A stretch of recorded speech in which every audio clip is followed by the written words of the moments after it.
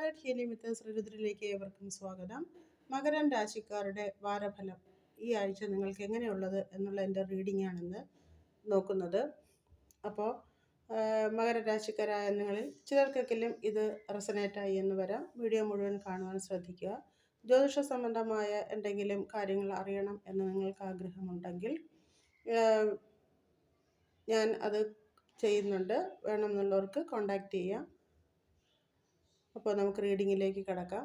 പാസ്റ്റിൽ നിങ്ങൾക്ക് കിട്ടിയിരിക്കുന്ന card the sun എന്ന കാർഡാണ്. അപ്പോൾ നിങ്ങളുടെ കഴിഞ്ഞ കാലം സന്തോഷവും വിജയവും നിങ്ങൾക്ക് നൽകിയിരുന്നു.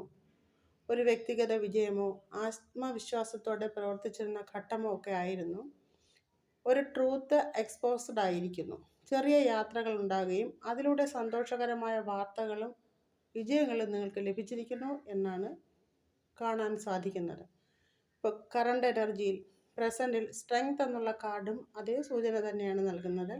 ഇപ്പോൾ നിങ്ങൾ നിങ്ങളുടെ ആന്തരിക ശക്തി ഉപയോഗിച്ച് കാര്യങ്ങൾ കൈകാര്യം ചെയ്യുകയാണ്.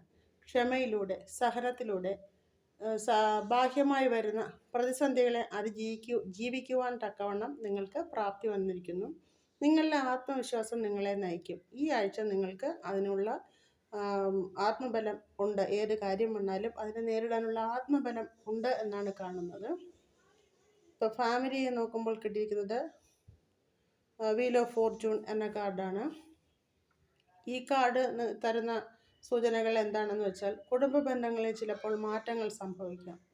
അതായത് റീലൊക്കേഷനോ ഫ്യൂച്ചർ ചേഞ്ചസ് അല്ലെങ്കിൽ അസെൻഷ്യൽ കർമ്മ ക്ലോസ് ചെയ്യലുകൾ. ഇത് നിങ്ങളുടെ ഡെസ്റ്റിനി മാറ്റാനുള്ള ഒരു അവസരമാണ്. അതൊരു നല്ലതിലേക്കാണോ വെല്ലുവിളികളിലാണോ ചെന്നെത്തുന്നത് എന്നറിയാൻ അത് നിങ്ങളുടെ ഭാവിയെ ആശ്രയിച്ചിരിക്കും എന്നാണ് കാണുന്നത്. അതായത് യൂണിവേഴ്സ് എല്ലാ കാര്യങ്ങളും എല്ലായ്പ്പോഴും നമ്മുടെ മുന്നിൽ റിവീൽ ചെയ്യില്ല എന്നുള്ളതിൻ്റെ ഒരു സൂചനയാണ് ഈ വീൽ ഓഫ് ഫോർച്യൂൺ എന്ന കാർഡ് നൽകുന്നത്.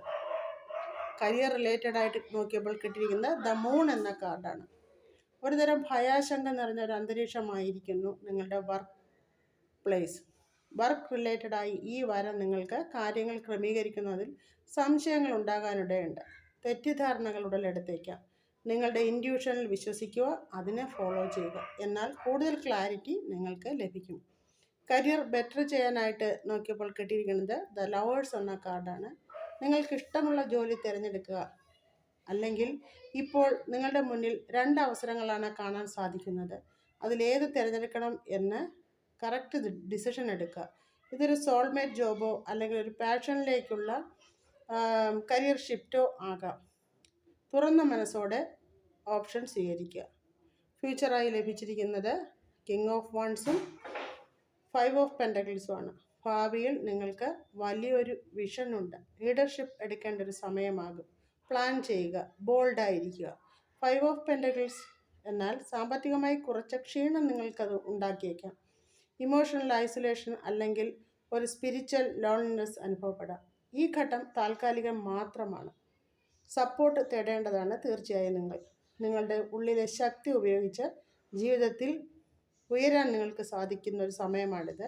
ജോലി, ബന്ധങ്ങൾ എന്നിവയിൽ ഈ ആഴ്ച നിങ്ങൾക്ക് വ്യക്തമായൊരു ക്ലാരിറ്റി ലഭിക്കും. സാമ്പത്തികം കുറച്ചും ഒരു പക്ഷേ നിങ്ങളുടെ അല്ലെങ്കിൽ വിഷൻ വലുതുമാണ്. കുടുംബത്തിൽ കാർമിക് സൈക്കിൾ ക്ലോസ് ആകാനുള്ളൊരു സാധ്യതയാണ് ഈ വാരം.